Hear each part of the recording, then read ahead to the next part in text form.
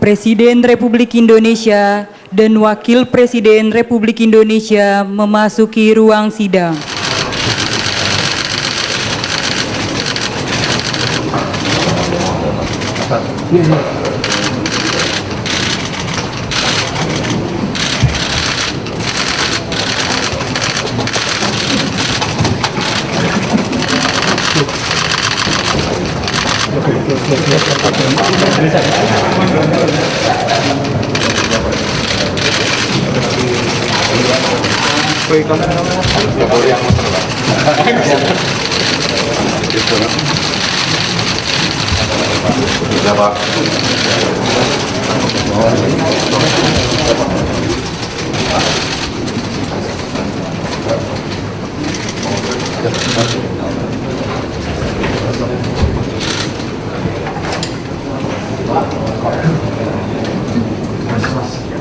Bismillahirrahmanirrahim.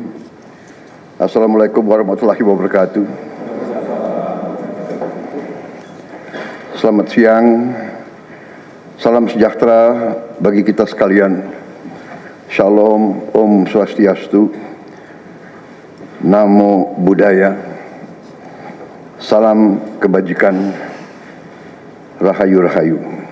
Saudara-saudara sekalian, para anggota Kabinet Merah Putih yang saya hormati dan saya banggakan, Wakil Presiden yang saya hormati, para Menko, Ketua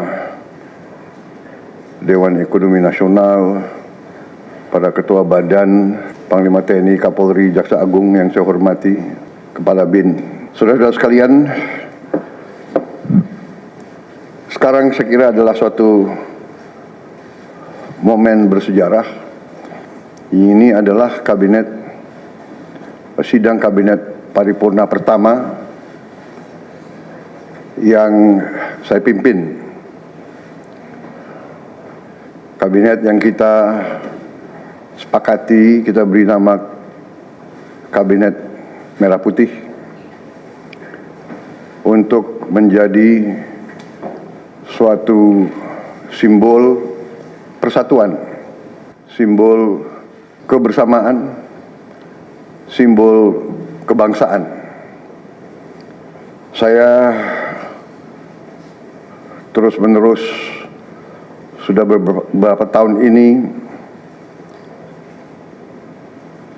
maju ke hadapan rakyat Indonesia, kepada semua pemimpin politik, pemimpin masyarakat, pemimpin agama, pemimpin pengusaha. Saya terus-menerus menekankan pentingnya persatuan. Sumber kunci keberhasilan kebangkitan suatu bangsa dalam sejarah manusia berabad-abad, kuncinya adalah bila elitnya bisa kerjasama, bila elitnya bersatu. Persatuan ini artinya adalah kita bisa sepakati mana adalah kepentingan nasional yang inti, mana adalah kepentingan nasional yang vital bagi kelangsungan hidup bangsa kita. Kita masing-masing punya kepentingan politik masing-masing. Kita masing-masing punya kepentingan kelompok masing-masing.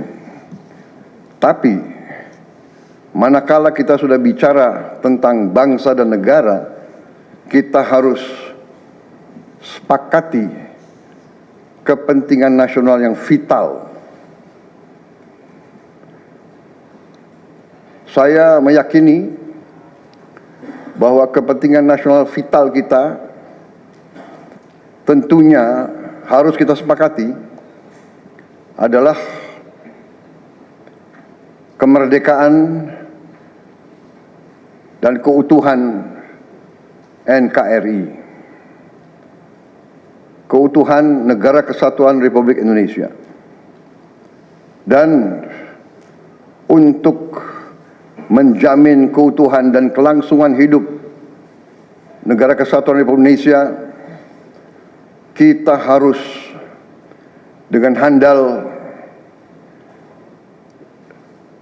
dengan cerdik, dengan pandai bisa menjaga dan mengelola kekayaan bangsa kita. Hanya apabila kita bisa menjaga dan mengelola dengan baik semua kekayaan kita, hanya dengan demikian kita bisa memberi pelayanan kepada rakyat kita. Kita bisa memberi kebutuhan hidup rakyat kita. Kita bisa membayar segala keperluan suatu negara modern. Dan di antaranya tentunya adalah menjamin kedaulatan bangsa. Saya ingatkan saudara-saudara sekalian, jangan sampai kita lupa dengan Undang-Undang Dasar kita sendiri, Undang-Undang Dasar 1945, yang jelas dalam pembukaannya tertera tujuan-tujuan nasional kita, di mana tujuan-tujuan nasional kita sangat jelas oleh pendiri-pendiri bangsa kita. Tujuan pertamanya adalah melindungi segenap bangsa Indonesia dan seluruh tumpah darah Indonesia. Ini tujuan nasional yang pertama untuk kita survive. Karena itu kita perlu memikirkan apakah kita sudah cocok atau tidak investasi kita kepada pertahanan bangsa Indonesia. Kedua, tentunya memajukan kesejahteraan umum.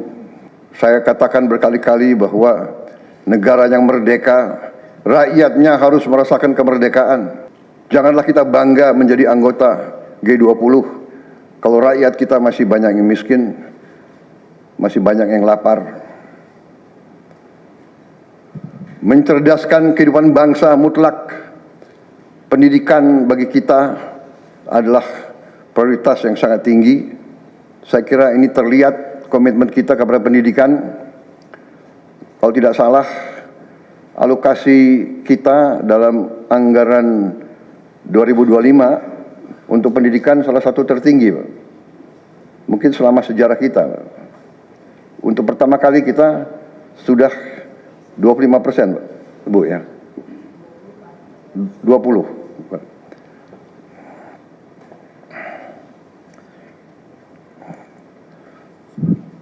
Jadi masalah pendidikan sangat utama. Ya tentunya tujuan nasional keempat kita juga hadir dalam pergolakan ataupun interaksi dunia, di mana kita harus selalu membela kemerdekaan bangsa-bangsa. Dan karena itu, mau tidak mau Indonesia harus kuat. Saudara-saudara sekalian, dalam hal ini semua ada beberapa penekanan dari saya. Saya paham bahwa kita baru dilantik, saya saja baru 3 hari, saudara-saudara baru 2 hari dilantik. Dan saudara-saudara, saya persilahkan secepat mungkin, terutama bagi menteri-menteri yang baru, silahkan konsolidasi sendiri, mengatur sendiri secepat mungkin administrasi saudara, dan tim saudara di kementerian dan badan masing-masing. Penyusunan tim sangat penting. Tim yang baik, tim yang bisa kerjasama akan memudahkan kita mencapai target-target yang kita tentukan. Saudara-saudara, saya sangat mengutamakan kerjasama sebagai tim. Untuk itu, dalam waktu dekat, saya akan mengajak saudara-saudara ke Magelang, di mana kita akan melaksanakan beberapa hari menambah pembekalan. Kemudian kita akan adakan koordinasi di tempat di Magelang, Jawa Tengah, di kawasan Akademi Militer. Hal itu saya nilai bahwa akan membawa banyak manfaat. Karena sesungguhnya lahirnya Republik kita memang proklamasi di Jakarta, tetapi ujian proklamasi berada di daerah-daerah di mana pejuang-pejuang kita melaksanakan perebutan kemerdekaan secara fisik. Dan daerah Magelang merupakan suatu sentra perlawanan kita terhadap penjajah. Mulai ratusan tahun dikenal sebagai daerah perjuangannya Pangeran Diponegoro. Di antara 5 gunung, itu saya kira cukup membawa suatu aura tradisi keberanian, tradisi heroisme, tradisi cinta tanah air. Saudara-saudara sekalian, jumlah anggota kabinet kita sebanyak 48 menteri. Juga ada badan-badan yang sangat strategis. Ini memang lebih banyak dari pemerintah sebelumnya. Jumlah ini saya sadari memang bisa dianggap tergolong besar, tapi memang bangsa kita bangsa yang besar. Kita tidak dapat pungkiri bahwa kita negara keempat terbesar di dunia dari jumlah penduduk. Dari luas wilayah, kita luasnya sama dengan Eropa Barat. Di mana Eropa itu terdiri dari 27 negara. Kita satu negara. Mengelola Eropa itu membutuhkan 27 menteri keuangan, 27 menteri pertahanan, 27 menteri dalam negeri. Saudara-saudara, kita seluas Eropa. Saudara-saudara sekalian, kita juga memilih sistem politik demokratis. Kalau kita negara otoriter, mungkin kita cukup menjalankan semua dengan jumlah penduduk yang sedikit. Jadi saudara-saudara, ini tidak masalah. Yang penting kita bekerja dengan efisien. Yang penting kita tidak bekerja dengan seenaknya. Saya minta Menteri Keuangan, saya minta semua Menko, saya minta semua menteri telusuri lagi alokasi APBN. Pelajari lagi DIPA, pelajari lagi. Saya minta detail. Kegiatan-kegiatan yang terlalu seremonial, terlalu banyak seminar, terlalu banyak sarasehan, terlalu banyak konferensi, terlalu banyak perjalanan luar negeri, mohon dikurangi. Kita harus memberi contoh. Fokus kita adalah pembangunan ekonomi, kesejahteraan rakyat ke dalam. Jangan mengada-ada. Studi banding belajar pramuka ke negara lain, ya. Saya minta efisien. Saudara-saudara, kalau saudara perhatikan dalam pemerintahan yang saya bentuk, saya perkuat kepala staf kepresidenan. Saya perkuat itu, saya ada tambah lagi Badan Pengendalian Pembangunan dan Investigasi Khusus. Tugas mereka adalah memonitor semua program, semua proyek yang kita akan lancarkan. Saya juga membentuk suatu badan baru, Badan Percepatan Pengentasan Kemiskinan.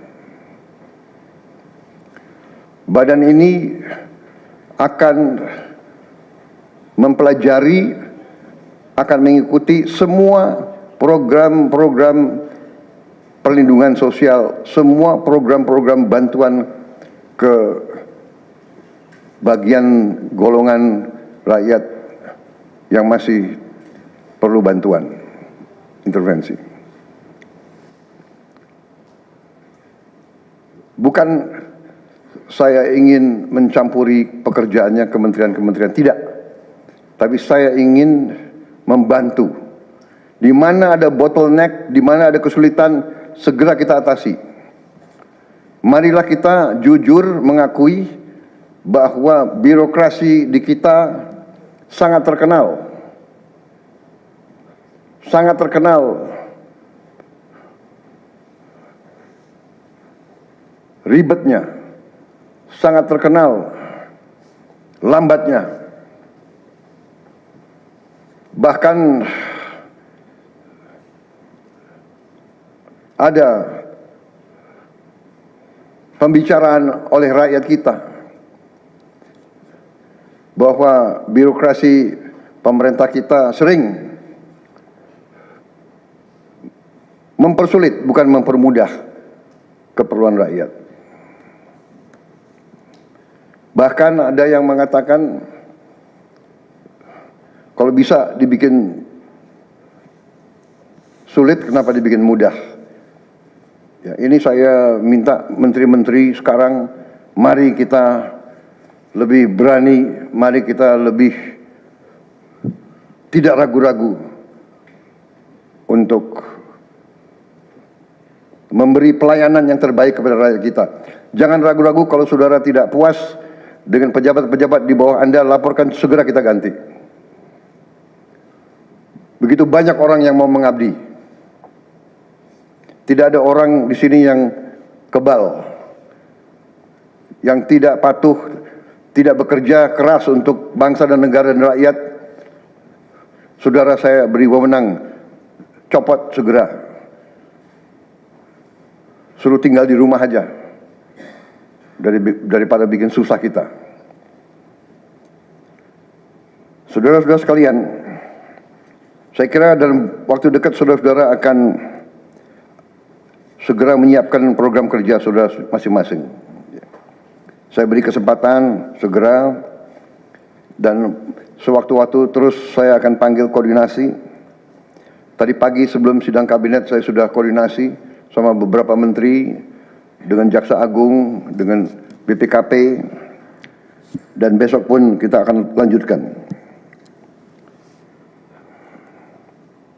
Ada beberapa pengarahan dari saya, Menteri Bappenas, pastikan semua program dan kegiatan di semua kementerian lembaga mempunyai kontribusi yang signifikan, terukur, dan saling bersinergi.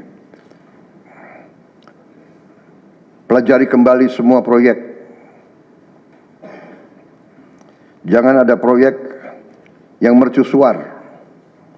Semua ditujukan kepada yang saya sampaikan pada pidato saya di depan Majelis Permusyawaratan Rakyat pada hari pelantikan saya. Kita harus swasembada pangan. itu prioritas dasar karena situasi global.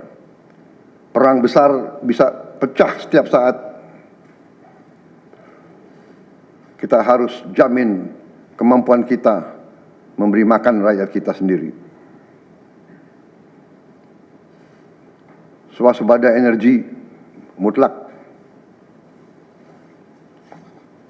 Kita bersyukur kita punya sumber alam yang sangat besar. Kita sekarang tidak boleh ragu-ragu memanfaatkannya sebaik-baiknya. Hilirisasi kunci daripada kemakmuran.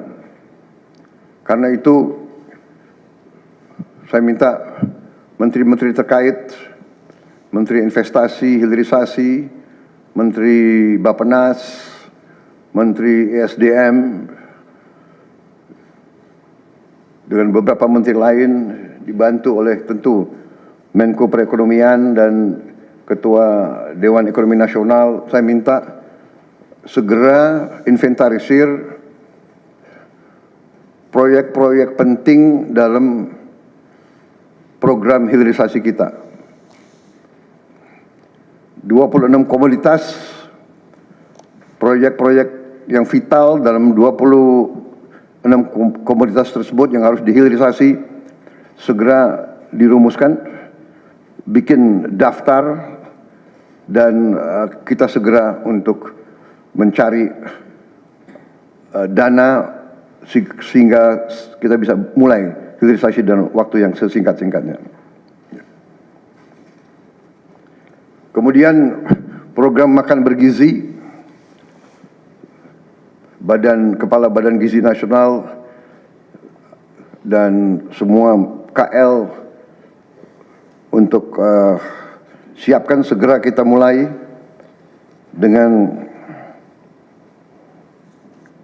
bergerak cepat, tepat sasaran, terukur, tapi jangan takut dengan kesulitan. Saya masih mendengar beberapa tokoh meragukan kemampuan kita untuk laksanakan itu. Saya tidak katakan bahwa ini bisa selesai dalam 1 minggu, 2 minggu, atau 3 bulan. Tidak ada di antara kita yang punya tongkat Nabi Sulaiman. Tapi kita bisa berhitung, kita bisa mengelola, kita bisa alokasi dana, kita bisa kerahkan sumber daya. Dan kita akan mencapai target yang kita tentukan. Saya hakul yakin, saya pertaruhkan kepemimpinan saya. Bagi saya, makan bergizi untuk anak-anak dan ibu hamil ini adalah strategik. Yang tidak mendukung hal ini, silakan keluar dari pemerintah yang saya pimpin. Kita satu tim, harus yakin semuanya. Ini bagian daripada rencana kebangkitan bangsa Indonesia. Dan sesudah itu, tentunya yang saya katakan pendidikan sangat mutlak. Saya sudah panggil Menteri Pendidikan Tinggi, Sains dan Teknologi dan Menteri Pendidikan Dasar Menengah. Kita sudah mempunyai gambaran besar bagaimana kita segera akan menyentuh semua anak-anak kita. Kita akan gunakan teknologi untuk mempercepat membawa pendidikan kepada anak-anak kita. Dan ini sesudah itu tentunya kesehatan juga penting. Demokratisasi yang paling cepat, yang paling dirasakan oleh rakyat adalah pendidikan dan kesehatan. Kalau kita bisa memberi pendidikan yang terbaik untuk anak-anak kita, kesehatan yang memadai untuk seluruh rakyat kita, itu adalah demokrasi yang sebenarnya. Saudara-saudara, Menteri Kesehatan teruskan reformasi kesehatan, atasi kekurangan dokter dan tenaga kesehatan. Kita punya program khusus, nanti kita bahas tersendiri. Ini semua harus ditopang oleh pertahanan yang kuat, penegakan hukum yang tidak ragu-ragu. Saya minta Jaksa Agung, Kapolri, BPKP, Badan Intelijen Negara fokus ancaman yang berat bagi kita, judi online, narkoba, penyelundupan, penyelewengan, korupsi, kebocoran. Hanya dengan penegakan hukum yang tegas dan intelligence yang baik, bukti-bukti yang kuat, bisa kita segera mitigasi hal ini semua.